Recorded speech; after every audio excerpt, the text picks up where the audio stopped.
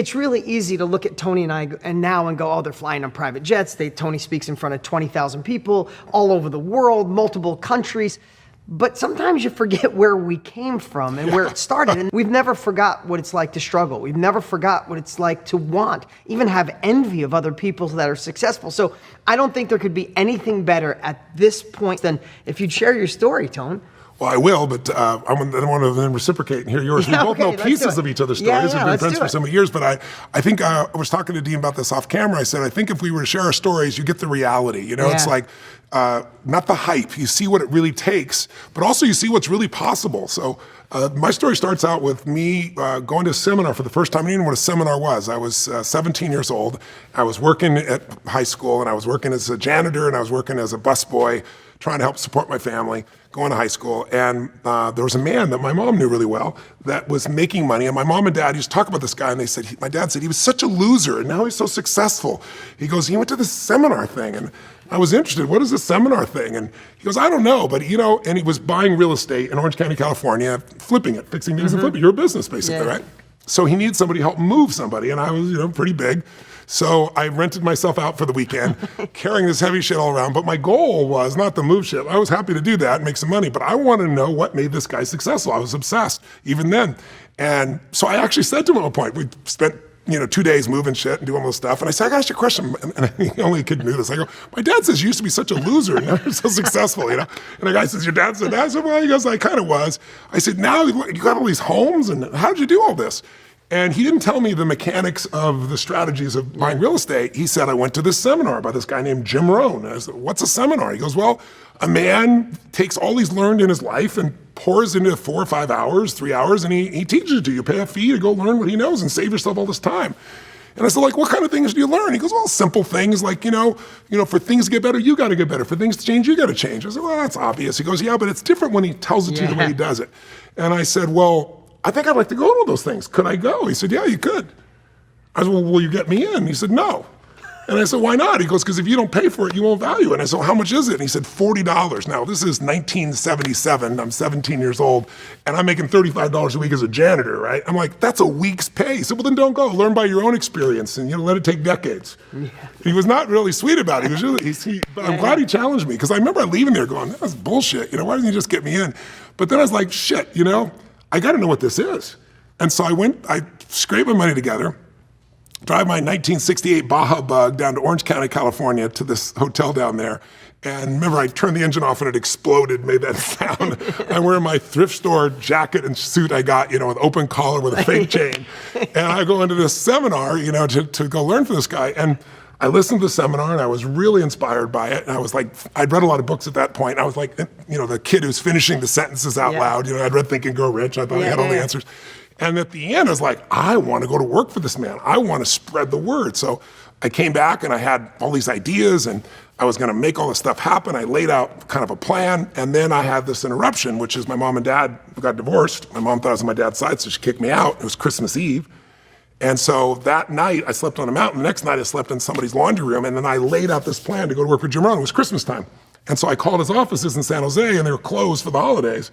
So I had to do these other jobs, kept working as a janitor, doing things. But I laid out this plan. And then one day, I was working for this other company. I was selling music. I love music. And I would be in people's homes, and I learned so much about human psychology doing that. And this man looked at my giant hands, said, you should be a boxer, went through this whole story. In the end, he goes, you remind me of a friend of mine, a guy named Jim Rohn. I said, Jim Rohn? I went to a seminar. And he goes, oh, he's my good friend. He goes, he's doing a seminar down in Orange County next Thursday. You should come down and say hello to him. I said, can I come? He goes, yeah. He goes, come down, I'll introduce you. He was just getting me out of the house because I was so cozy, and he wasn't friends with Jim Rohn. And I went back down to the same hotel I'd been like a year later, and I kept talking to somebody asking for this guy. And his name was Paul Robinson. And oh my God, that's great. Yeah. And this one guy named Larry Haraka comes up to me, and he's a little short guy, older man, like in his late 50s. And he says, that guy you're talking about, he's a client of mine. He doesn't know Jim Rohn. I said, he told me he's friends. He's going to introduce me. He's going to have me attend the seminar. He goes, yeah, he's pulling your chain. He goes, I'll let you in, kid. So I sat for the second time going through the seminar. At the end, though, I knew what I wanted to do. I wanted to go to work for Jim Rohn. So I went up to Jim Rohn during the break, and I'm talking hyperspeed like this. And Mr. Rohn, I said, you changed my life. I'm so excited. I want to come to work for you. And I'm going to help promote you, and I'll open you up where I live in this part of California. And he said, hold on, young man. He goes, what are you saying? I told him, he goes, listen. I said, he goes, you got to get my courses. I said, well, those are $1,200. I said, I was sleeping in my car. Now I'm in the back of I'm in this person's little laundry room. And he goes, I said, loan me the money. I'll be such a great story for you. I promise you. I'll pay it all back and I'll be this great story, true story. And he looks at me and he did not have warmth in his eyes. And he goes, young man, I'm not your banker. He said, some people have to survive. Some people have to become wealthy. Decide which one you are. He said, if you're committed, you'll find a way next Saturday to be here, and it's $1,200. And I remember leaving and going, this is an asshole. I'm 17. He wants my money. I don't need money. It's like I'm sleeping in a laundry room, But then I just thought, he kept saying, people get what they have to have, was the other thing he said. And I was like, I haven't had to have much. And so I remember I went home and I was like, I'm going to get this money. So I started going to banks. And I got really good at knowing when they're going to say no, like when I walked in, And I went to 5 different banks, and then I was running out of time, and I was like so freaked out, and I needed $1,200, and the car I'd slept in was $1,100, this old Volkswagen Baja. So it was like my mortgage then to go for a weekend. And so I went in, and I'll never forget, walked in this bank. It was the first time I ever made a move. I didn't know what the hell I was doing. I was just getting so intense. And I looked for somebody who looked persuadable. And there's this one woman, with kind eyes and kind face. Mrs. Williams is her name. And I went up to this woman, and I launched into this presentation. Anyway, long story short, I got her to get the bank to loan me the money. She said, I'll loan you the money if the bank won't at the end. I don't want to waste time telling you the whole story. It was a wild story. But I was parked at 7-Eleven in my car at that point, sleeping in my car, because I convinced the mailman I could use that address. He cared about me and let me get my mail. And I couldn't lie to her. I told her, well, the address you're going to send is 7-Eleven. And that's how I started my career. That's where it all began. Go ahead. No, I want to just stay in flow, but I'm so glad you're sharing this. Yeah. Because so many times this is forgotten. Yeah. Especially a new generation that knows you, Tony. They might know you for 20 years. You already had 20 years of success, right? True. So they, even if they've seen you rise from your UPWs going from 4 to 15,000, they've only seen that. And to hear this, and I know you do it with a smile now, but I'll share mine. I know what that pain of desperation is. I know when you feel like each one of those moments, if you miss it, you're done. Like if I don't get to Jim Rohn, if he doesn't let me work for him, then I'm stuck over here. That's right. Right? And I wasn't willing to accept that. And it's like I kept going and going and going. I had all these stories and I'd read all these books. Disney, being turned down by 302 banks. I was like, it's only been 5. I got plenty of it. But the bottom line is I took that money and I met one of my dearest friends, still a friend of mine today from, 40 years later. And he had a little more money than I did. So instead of sleeping in my car, I slept in the hotel room. He let me stay there. And we both, man, like when he said I wrote down I never got to the bathroom. I took we figured at one point, every word was worth like 3 cents or some shit. Yeah, we figured the whole thing. We were so committed. So I went to work for Jim Rohn. And I was a speaker, and I went out. I didn't know how to speak. I don't know what I was doing, but I went out. I remember my very first talk was in this little real estate office in West Covina, because we'd go out and we'd do a talk. So it's one of the ways you become a knowledge broker, is you find groups of people that might need what it is you're going to represent. And I said, I'm going to come and do this talk I was trained to do for 30 minutes, add value, and then we'll invite them to the seminar. So I got up, and I did way more than the talk. I did like 50 minutes, and I was like so passionate. And at the end, I had everybody involved, but one guy raised a hand. I was like, okay, I'm done. And one guy said, well, when is it? I said, how much is it? I screwed all that stuff up. So if you're new in a knowledge broker or expertise, don't worry about it. It's part of the process. But people felt my sincerity, and you can't fake that. And they felt what was real. And so I got really good. Then his business was, you got, say, over the course of a month, maybe or 2 months, you got 20 or 25 people or 30 people to go to an event. Well, I had like 50. Because everyone's like, who is this young kid?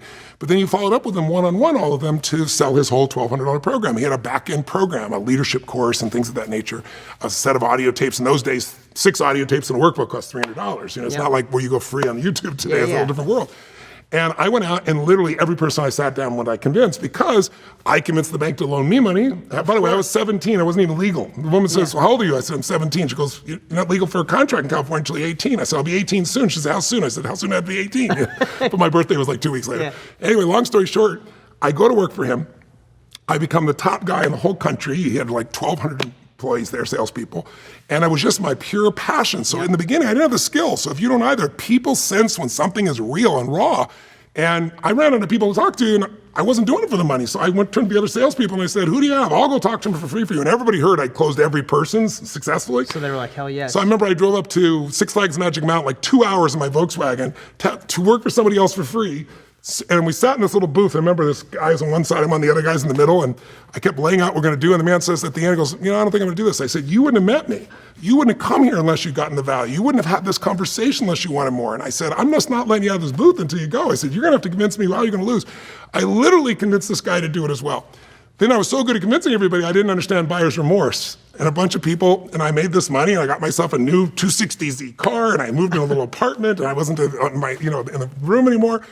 And a bunch of these people didn't come through in the end, like their checks bounced, or they didn't do what I did, right? Yeah. And I couldn't understand it. And then the people at Jim Rohn's company thought, oh, he's a scammer or something. So they didn't give me my checks. They withheld all my checks. Oh. So now I'm in this apartment and I can't pay for it now. I'm going to the grocery store to get spaghetti because I don't have enough money for spaghetti and sauce. I use ketchup to put on it that I got from McDonald's. Literally, this is a true story. Wow. And people kept saying, when are you going to get a job? And I go, I got a career. And they go, you don't have a freaking career, But I stuck it out, and I eventually became successful again through time. I learned the details of what to do. And then eventually I got to the point where I'm the most successful guy in this company. And the path, I wasn't looking to own my own business. I just wanted to help people. I just wanted to learn. I wanted to grow. I want to help people understand what Jim Rohn is. That's what a knowledge broker is, really. There was no knowledge brokers in those days. I was just working for this man. But I got the idea of being a knowledge broker because it's like, wow, I want to promote other people too. And I did that only because Jim Rohn's company went under. They went bankrupt. And so they called me one day, and you never got to talk to Jim Rohn. He was in the distance, right? But and you got to do it only if it's performed. So I performed. I'd have this lunch with Jim Rohn, and the goal in those days was to become a manager of an office. You have like 20 salespeople and so forth. And so I was like, oh, I want to be a manager. So I'm just running around. I'll make this happen. So I get there. I think I'm going to get the promotion. And they go, Tony, you're the most successful in the whole company, but we're going through a new phase. It's called phase 2. Phase 1, we had offices. Phase 2, you have the offices. And he goes, where do you want to work? And I always dreamed, I grew up poor, so it's like Beverly Hills. I want to go in LA. I want to open an office in Beverly Hills, because then they wrote the checks. That's what I thought they're going to do. And he goes, how many salespeople do you want? I said, 30. I said, okay. I said, when do I start? They said, when do you want to start? I said, now. They said, okay. I said, how do I start? They goes, you write the check. I said, what? They go, no, phase 2 is you open the office, you pay, because they were going bankrupt. You pay for everything, you hire the salespeople, you rent the hotel, and so I did, and I didn't know what the hell to do, so this is what I want you to know. I asked myself the question, I mentioned this earlier, how long do you want it to take to get good at this? If you do something once a month, you're gonna get good at it maybe in decades, probably never. But I remember there was a guy who worked for Jim who had a big attitude, and when the thing broke up, they gave him a territory also of his own. And I remember I went up to him and I said, you know what? I said, you're an asshole, because he was mean to everybody. And I said, I'm gonna annihilate you. I'm gonna destroy you. I'm gonna do more than you ever dreamed of. And I said, you know why? Because you're lazy. Because this guy would do like 3 talks a month. And I said, I'm gonna do 3 talks a day. So I said, in 12 days, I'll have a year's worth of your experience. I said, in a month, I'll have 3 years of experience. I said, in 6 months, I will dwarf you. And I did. I literally booked myself to do any kind of speech. And if you're a knowledge broker, what you do? I went to Rotary clubs. I went to drunk realtors who were, there's supposed to be 20 people and 4 showed up. But I really learned how to influence people for a higher good. I learned how to get in their head. I learned how to tell the truth. I learned how to pierce through their limitations. And most of the skills I have today came from that experience. And then what happened was I got my own seminar, so then I started brokering people. And I started like, who else can I promote? I want to do a health program. And I got a guy named Harvey Diamond, Marilyn Diamond, that had a book called Fit for Life in the 80s that I helped him to write. I helped him write the book. I taught him how to speak. I did all this. I'm here today. I went from knowledge broker to the speaker himself because Harvey and Marilyn and I are friends to this day. But back then, there were some challenges between them. And then I was a third challenge. And they managed to extract the capital that was supposed to be joint capital. I had no money. And somebody offered them, they put all this money in the company, and they said, well, Tony's really young, and I built the whole company from scratch. And so they called everybody together and said, Tony's really young, and this new guy was like from General Motors, he's gonna run the company, and I was devastated, waiting to hear what happened. And one of my guys shows up at my house in Venice at the time, and he goes, they got him all. And I'm like, and then they backed the door open, and everybody came. I got the whole company, they all stayed with me, but I had no speaker. So I'm broke, I don't know what the hell to do. I promoted everybody, I taught this guy what to do, so I went on a fast, not because I was health-oriented, because I was broke. so I went on a watermelon fast. That's what I was at. And I went to UCLA Medical Library, and I buried myself, because everything that was taught in those days by the Dime Method was they'd come up with, but they didn't ground it in the reality of science. So I went and learned all the science, and then I booked my first talk for UCLA's medical school. I took these first-year medical students, and I launched into this talk. And I knew some people there, they got me in. And I remember I'd worked with a man who had gangrene, and if you understand natural hygiene and the body's cleansing processes, most people just, I said, what would you do? And they go, cut it off. I said, that's what I thought you did, but let me show you pictures. And I showed slide after slide, and over 3 months, all there was discoloration. Right? It's the body's natural ability to heal. So by the time I was done, I think most of them, a third of them thought I was insane. And I said, oh yeah, and people think energy, you're gonna have lots of energy by eating. I haven't eaten in 7 days. I just have watermelon. They want to throw me out. But about a third of them thought I was nuts, a third of them were curious, and a third of them thought I was really amazing, and they became my first clients. And then I started doing these health seminars where I would load it up. I figured out how to fill it, same way I filled them for him, because I already had that skill. I was my own knowledge broker. And then I got up and did the event also. And I looked so young in those days. I had fake glasses that I put on, and I'd bite on them and chew on them. I had this box in those days. There's no internet. And I'd pull out a file and show them it was true. And I remember at my first real big seminar like that, this guy comes up and he goes, well, if you're so health-oriented, how come you're 19 years old and you're 23 years old? And he goes, you got glasses already. So that was the last time I had the fake glasses. But I'm telling you this whole background story because that's how I got a business because somebody else lost their business. Yeah. I started just out of the goal of taking knowledge and sharing it with people and lighting them up and seeing their lives change. I was truly in it for that. I wasn't in it for the money, but I figured, God, I'd love to do this full time and get paid for it. And that's what I did. And then eventually what happened was, now I'm the speaker. I learned NLP, neuro-linguistic programming, and I started going out and doing these demonstrations. My first seminar, real seminar outside of the health, was a NLP seminar. I wanted to teach everybody these skills. I rented this room at the LA Hilton, downtown Los Angeles, really expensive, 500 people. I ran all these ads, and I was like, I'm gonna have 500 people. It's free, and I'll just share all this. I wasn't doing it even for money. And 7 people showed up, and they were spread out around the room in different locations. I like put them all down the front row, and I gave it all like there was 500 people there. But every step along the way, I kept adding value. And I grew, and I grew, and I grew. And I got, my skill sets got stronger. And then I started getting media attention for what I was doing. And then I learned a system of doing media and then using that to fill a free guest event. My whole focus was to add more value. Just add so much value for free that people say, hey, it's worth spending on. And then I do this 3-day seminar. And I literally would do 3 Unleash the Power Withins a month. And I'd fly from that city to the next city to do the media and then do the free guest event and then fly to the next one to do it. I used to do all 4 days and nights. And then eventually I was like, okay, I got to get more scale. How do I do that? And I remember I wrote a book, I was 23 and I wrote Unlimited Power. It became a top seller, but at the same time I was doing that, I said, books, not everybody reads. I got to get to a larger base. And I saw these crazy infomercials. And I'll never forget seeing like these people that were just like, this one guy was like, had teenagers on a yacht and he was like, you could be rich too. And I was like, this is so disgusting. If I could do something of real value, if I could take my celebrity clients and not pay them and have them say, he's the real thing. If I had some of the government officials I'd work with, presidents, if I got that in and I did something of real value that inspired people, it may not buy a lot, but it'll expand my brand and I'll be able to reach more people. And so I partnered with Guthrie Ranker and they negotiated with me for a year and wanted to give me like 5%. I said, no, we're gonna be partners. I'm gonna create this. You're gonna manage the back end, but I'm gonna create it. And we did it. It was the most successful shows in history. Yeah, and it grew and it expanded my brand. And then I learned, I kept growing by working with athletes and business people and creating these amazing results.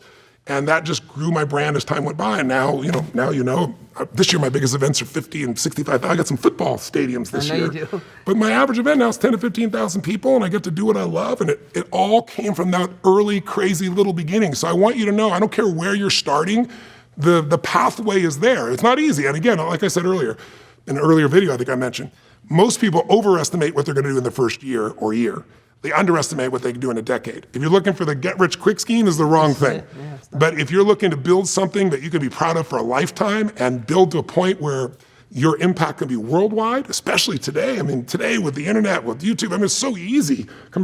It costs money to market those days. Right? But I want to hear your story. So a couple things before that. First off, is you have been, even when I started 21 years ago, you started 40 plus years ago. Self-education wasn't cool. It wasn't the norm. No, it wasn't. You were the outcast if you paid for a coach, if you went to a mastermind. There was no coaching. No one called it a coach. You went to a therapist. You went to a therapist, right? Or you went to a group setting. Oh, you're in a group or in a membership group, or you went to a workshop. It was almost ridiculed because it was so far outside the norm. So as I'm listening to you, it's like you're here at such a perfect time in history because the world needs what you have to offer, or being a knowledge broker. And they know it. And they know it, exactly. They always needed it, but now they know it. And here's the cool thing is, will your journey hit some obstacles? Absolutely. But here's the cool part. you're learning from 62 plus years, 63 plus years of experience. So we can extract, which we did, all the shit we screwed up on, all the mistakes we made, all the people not showing up at the event, the wrong marketing, the wrong message, listening to, I don't know about you, but I always shared from my heart. I think it's one of my unique abilities that I didn't realize, but there was parts where when I went to a bigger event and go to the next level, I thought I needed to model other people. I thought I had to dress a certain way. I thought I should have better slides because I wasn't a big slide guy. Yeah. And I got derailed for a while because I thought my success was going to fail on my own backbone. Yeah. And I modeled other people and started going down. When I went back to me, I skyrocketed, right? All these little things that we learned along the way with 60 plus years. Because you didn't wear a knowledge broker. You jumped straight into being an expert, which is amazing. And you used infomercials, I know. Yeah, so here's the crazy part, and this is the cool part. Some of you might know this, or I shared a little bit of it, but so it's 1986, I graduated high school. I knew I wasn't going to college. That wasn't for me. Why self-education is so impactful and such a passion for me, just like it is for Tony, is my guidance counselor literally told me, with your grades, and I didn't take the SATs because I knew I wasn't going to college. She said, you're not taking the SATs, you're barely passing. She's like, hey, there was one factory in my town called Triple R Industries. She goes, they're hiring at Triple R. You seem like a dedicated guy, or you could work with your dad in fixing cars. I think that's for you. It was Maureen Canosa. I still remember Mrs. Canosa. She looked me right in the eye and told me that was my life. Oh my God. My mom wanted me to be a truck driver. There was a truck master's school, a commercial for $29.95. You can make $20,000 or $29,000 a year, and she was trying to convince me to do that process, so I get it. Yeah, so you get that feeling, right? Yeah. But I knew that, here's the crazy part, I knew there was way more I was going to give the world. I mean, even in my yearbook, when everybody was going, mine said, you might not hear me now, but my actions will speak loud someday. It was something like that, like you'll hear me someday, right? But here's what changes. So I always had that go. I was going after it. So I had a collision shop, then a used car dealership, and then I got into real estate. Before I was the age of 20, I knocked on 1 million doors, got a no money down deal from a lady named Mary Lopresti, older Italian lady, broken English, loved me. I went there for pasta dinner on Sundays. She finally sold me her property with no money down. I gave her way more than she asked for it. It went amazing. So I started getting momentum with real estate. Yeah. And the truth is, I was already successful. I was already on my way to being a millionaire by 25 because of real estate. And then I saw your infomercial. Wow. Right? True story. I saw your infomercial, got obsessed on it, ordered everything you had. In fact, I ordered everything you had on that infomercial, and I loved it so much that I ordered it for 10 of my best friends and family members when I didn't even have the money to do that. Wow. And not one of them listened to it. And a couple of them listened for a little, and they said, oh, that rah. Literally, that was and I knew they were wrong. Yeah. And I knew my father was wrong because I watched my father, and I won't go too deep in this, but I watched my father and mother. They weren't together since I was 3. I had lots of moms and dads too. You had lots of dads. I had moms and dads. Yeah. I watched them work their asses off. My dad got up at 5, came home at 6, 7 o'clock, beat up, fingers cut up from working so hard, but never had a dime. So at an early age, I realized working hard did not equate to success. Yeah. Had nothing to do with each other, right? It's like the wrong golf swing. Practice it forever. So long story short, I get your infomercial, I get your first course.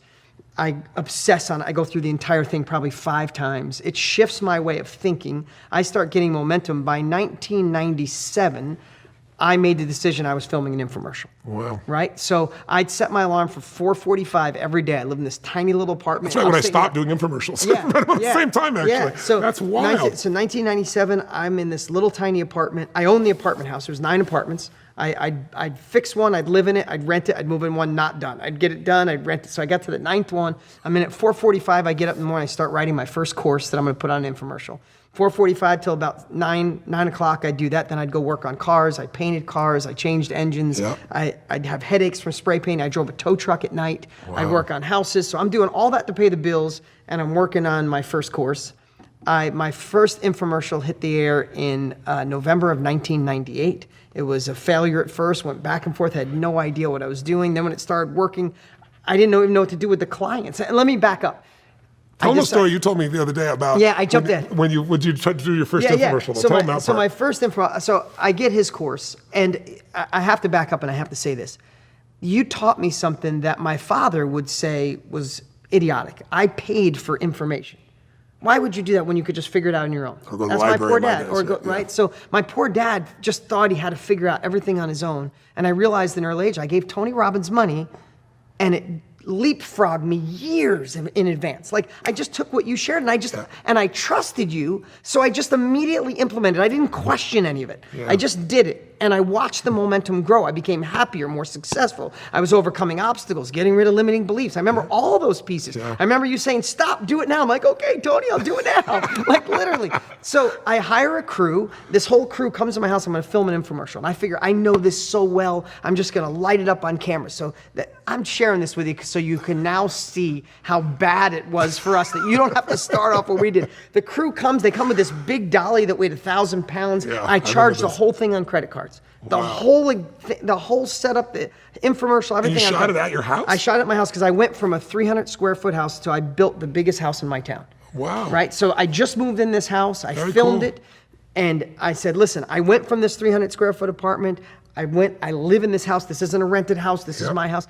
So all this is in my head. They turn the camera on. I go so cottonmouth that I literally couldn't get the tongue off the roof of my mouth. I'm like, what the hell's wrong? My heart's racing. So I run inside the house. I'm not a big drinker, but I had tequila in the house. I run inside the house. I pour a shot of tequila. I slam it, thinking it's going to loosen me up so I can now go down and get on camera. And I go down and I have a buzz because I hadn't eaten all day. And I still have cotton mouth and I'm slurring. So now I'm just drunk, horrible on camera. You spent all this money also for everybody to be there. So I had to send everybody home. Oh my God. I sent everybody home. I said, come back tomorrow. And I beat myself up that night. I remember I was in the mirror pounding my chest. I'm like, no one can do this but you. This is on you. You have a chance to stay where you are, or you have the opportunity to grow. Come out of your comfort zone. Fucking do this. I mean, listen, I listened to your course. I was getting in state to the best of my ability. They came back the next day. I nailed it on camera. First time I was ever on camera. I still have the video now. I look at it now. I'm embarrassed. I had a New York accent. I had khakis with pleats in them, tucked in and puffy. My shirt was 3 sizes too big. But that show went and it worked. Wow. That was 1998. I failed miserably and then success and then failed and miserable and success. I brought on some partners that did the wrong thing and failed miserably. But within a couple of years, I got massive momentum. The show, I've done 21 years. I haven't missed a day still. I still have an infomercial running on a smaller level. Wild. But I haven't missed a day on TV in 21 years. Wow. But I want to share one thing, though. In that evolution, I sold a piece of my company to somebody because I thought I was moving to the next level, and I made the decision to sell it to the wrong person. They not officially bankrupt. They offered a bad product. They didn't pay refunds. I took the company back. I used every dollar I had, almost went out. My whole point is this, and you hear Tony's story. We know what it's like to want more. Not sure what level you're on. Hopefully you're not at the level we were when we started. But if you are, there's more than hope. Yeah, there's more than hope. Because we can save a whole lot of time and pain and energy. That's the whole point of this course. And along that journey, there's a couple things I obsessed on. Tony obsessed on going deep, doing breakthroughs, making an impact. I wanted to make an impact, but what I obsessed on too, just like Tony did, is I knew I had to learn to persuade people and to market, to take action, because just like Jim Rohn said, if people don't pay, they don't pay attention. That's an old saying. Yeah. But also, if I didn't get in front of people, if I didn't fill my masterminds up, I didn't fill my groups up, I didn't fill my workshops up, I didn't sell my book, I couldn't make an impact on anyone. So I obsessed for probably 15 years straight on being an effective marketer through the deepest level of enthusiasm. If you've watched my ads, you see there's no hype. We don't tell you you're going to get rich overnight. We don't tell you it's easy. There's no magic money machine. But you're still here because we spoke through our hearts. And truth. Through pierces truth. all the bullshit. You're learning from people who have lived this for 62 years. And then you take our best marketing that gets it so you don't have 4 people show up at your 500-room event, because I've done plenty of that. My first one was in my first live event. I was on TV. I figured, now I'll just merge into live events. That's what Tony did. Why shouldn't I do it? Right? So I booked this room. We should have talked back then. Yeah, we should have. I rented a hotel, the Sheraton at LAX. Yeah. And I promoted it. I pushed it out to my list. I sent direct mail. We expected 500, 600, 700 people, paid for the whole thing. Less than 20 showed up. And talk about cottonmouth. And then I go out on stage and I was just babbling like an idiot. I think they liked it because they all wanted to do something. But all we're trying to say with showing this real transparent behind the scenes is we've screwed up, but we got 61 years and we know how to do this. So when we share something with you, I want you to do like I did with Tony. I trusted him that I just did what he said, no matter what anybody said. Because if I looked at my dad, I love him dearly. But if I did what my dad did, I'd get his life. I'd get his results. If I did what my friends did, I'd get their results. And at a young age, I had this filter that, and maybe I got it from you, Tony, but I had this filter. When someone would give me advice, I immediately know that internal voice we were talking about. My internal voice would say, hey, if I woke up tomorrow and I was them, would I be happy? Yeah. And if I didn't say yes, I would go, thank you very much. And I wouldn't listen because they haven't forged the path in the route that I want to take. So by being here, it shows that you're willing to learn. And I just want to say, trust us at every level, because the only thing... And I'll give another language. You don't have to trust us. Trust the process. Yeah, trust the process. In other words, test the process, really. Because I think you do trust us, so you wouldn't be here. But I don't even need you to do that. What I really need you to do is trust yourself. Yeah, true Trust story. yourself enough to say that if I persist enough, if I keep learning, if I keep improving, I'm going to hit the promised land. Whatever the promised land is for you, it's different for everybody. Some people, the promised land is like, wow, I got this beautiful ability to share these insights that have been important in my life, and I have this meaningful life, and I get paid to do it. Or I got a secondary income, or I built a business, or I built a brokerage. But also, it'll evolve. Like I started as, quote, knowledge broker, didn't have that term back then, but by promoting other people, I learned so much. I knew how to run a business because I had to fill these people's businesses for them. So I knew the marketing side, and I also knew in order to be marketing, I had to know what people really want, what they really need, what they were afraid of, what were the wounds, where were the opportunities to make a difference. And so I knew that better than anybody else. And so that made me turn into an expert. I also, though, did the other part, which is the modeling. Yeah, you sure did. So, like I mentioned in one of the earlier videos, I did this, about more than a decade ago. I started doing this in finance. I've been teaching finance for 25 years, but I went and interviewed 50 of the smartest minds alive financially today. People that are all not from the Lucky Sperm Club. They all built it from scratch, right? Multi-billionaires, all in the financial area, and figure out what did they do together? Well, my expertise got so strong because my goal was I want to write a book that is unassailable. It's not based on me, because some people go, oh, Tony Robbins, they think maybe I'm a motivator or some shit. They don't know how strategic it is. So I don't give a shit. They can believe whatever they want. I want to write this book based on the smartest people in the world. You can't argue with Warren Buffett. You can't argue with Ray Dalio, the greatest hedge fund investor in history, right? So I did that process, but like Steve Forbes wrote an article and said, if there is a Pulitzer Prize for financial book, Money Master the Game, he goes, this is it. Literally, to get that kind of response where my billionaire clients and my millennial clients would all find value in it. But now I'm doing the same thing in the health field, right? Because I've had some health challenges I had to deal with, tore rotator cuffs, had some mercury poisoning, some intense stuff the last 3 years. But I learned so much about stem cells, and because I'm obsessive in learning that, so now I'm writing a book with two amazing MDs. Bob Harari, Dr. Harari, is one of the top, he's the guy that figured stem cells. He's the man. He's the guy that figured out years ago that he took old cells, or old blood out of, a young blood, I should say, out of rats and put it in old rats, and the hair turned black, the muscles got strong, took the old blood, put it in the young rats, and they got old. It sounded creepy, but it led to figuring out stem cells. So he's my partner, and then Peter Diamandis, who's a Harvard MD and a rocket scientist, they're my co-authors. And I'm going out and I'm interviewing the best doctors in the world. There's things happening right now in cancer research that is not like stuff you think would be magic 20 years from now. Some of it's available right now, some of it's available in the next 24 months. It's in phase 2, phase 3 trials. But I'm learning so much knowledge in this area, and I can help. I get a phone call a week from somebody who's, this last week, one of my partners in the movie business, who were making Man Search for Meaning, her 6-year-old son couldn't pee. Took him to the hospital, and he's got cancer, right? Poor 6-year-old boy. Like, what do you do?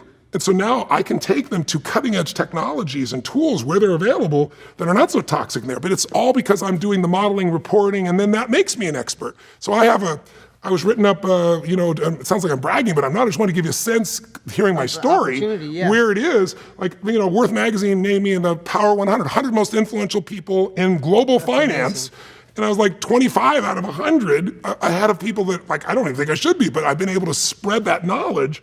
My expertise has grown geometrically. I go to the billionaire conferences for JP Morgan. You gotta have $1 billion net worth to be in there, the alternative conference. I'm there lecturing. How the hell does that happen? Because I understand how to model. I understand how to go and figure out what the best have and extract it. So the modeling process, the reporting process, can actually turn you into an expert as well. So I want you to understand, you don't have to just play one role. You might start out as a knowledge broker. You might start out as an expert and become a better expert by reporting. There's so many avenues here. But the real main reason we want to take this few minutes with you is, you see somebody today and you go, oh, they're so lucky, or they're so brilliant. We've had a lot of grace in our lives. We busted our ass, but there's grace. There's no question. You can call it luck if you want. But there's also something to be said for constantly finding a way to add value, constantly pushing through, and constantly educating yourself. It's about, hey, how do we save you that time by eliminating those challenges we've got to go through, and also taking control of some of the new technology that can allow you to do things in minutes that used to take months or years. You know? Well, we think about the access, right? Just to digress here for a second, is the access you have to people who need what you want. Right, Tony, when I first decided to do this, the only way was direct mail, radio, or TV. That was expensive. Right, so I had to I put every dollar I had into this. I put my credit card max. I got 9 different credit cards. I maxed every one out. I borrowed money from friends to get on TV, to spend well over $100,000 when I didn't have one. $100,000 might as well have been $100 million to get on TV to hope that it works. The process you're learning from us is you can get in and get in front of people for dollars, right? Get in front of the right people. Social media, doing Facebook. I mean, as you're learning the tools we have, it's so much easier today than when you and I have to broadcast to tens of millions of people to trying to find a few of the right people that were right for what we wanted to share. You can target that today, as you know. So I guess the real purpose here is just to say to you, don't give up. If this is your passion, brother or sister, then understand that it didn't just show up for us, and it won't just show up for you. It'll happen faster for you because the tools are available, the targeting is available, and because we can show you the pathway. But don't give up. Persist and make this thing happen because it's worth it. Yeah, and if you're here, you've already gone through this section where so many people say to me, dude, how have you stayed relevant for 20 years? I've seen your shows, I've seen your marketing. Now we flipped over to social media, and we're doing amazing on social media. How do you stay relevant? And I don't know, and I want to pound this home because listening to Tony, and I got a lot of this from him at a real early age, is I say the answer to that isn't a magic marketing funnel or an arrow or when the video comes up or a 2-minute video or a 20-minute video or Instagram or Facebook or YouTube. You know what it is? Love what you do so much that you feel like you're doing the world a disservice if they don't pay you. When you feel that way, when you know what you're providing is impactful, that can leapfrog them to a whole nother level of life, to tap into their full potential.